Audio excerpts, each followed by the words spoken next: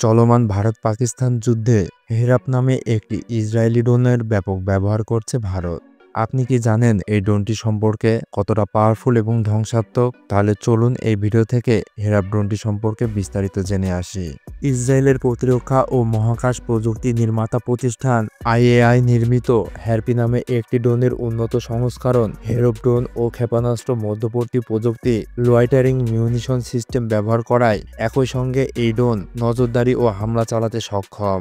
নজরদারি ও আঘাত করায় এটি খুব কার্যকরী বলে জানা গেছে ড্রোনটি ব্যবহার করা দেশগুলির দেওয়া তথ্যে।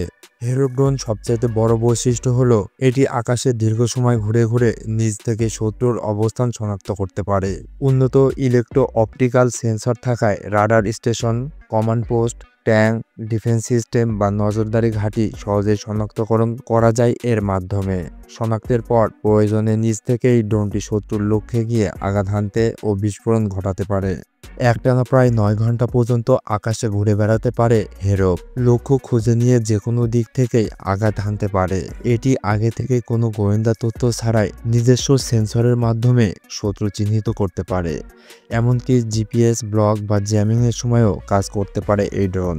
20 থেকে 23 কেজি বিস্ফোরণ নিয়ে প্রায় 200 কিলোমিটার দূরে গিয়ে হামলা চালাতে পারে হেরপ।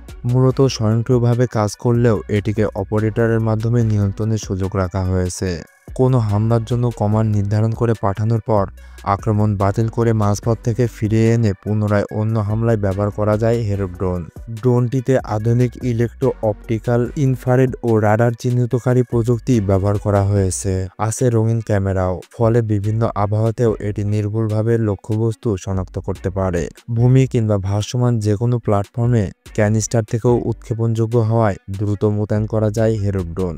নিজেদের দাবি অনুযায়ী প্রকৃতপক্ষে 70টি হেরপ ড্রোন পাকিস্তান ভূপাতিত করে থাকলেও সেটি আন্তর্জাতিক পরিমণ্ডলে দেশটির আকাশযুদ্ধে বড় সাফল্য হিসাবে দেখা হচ্ছে। টিআরটি গ্লোবালের তথ্য অনুযায়ী গত 10 বছরে ইসরায়েল থেকে $2.9 বিলিয়ন সামরিক সরঞ্জাম কেনে ভারত।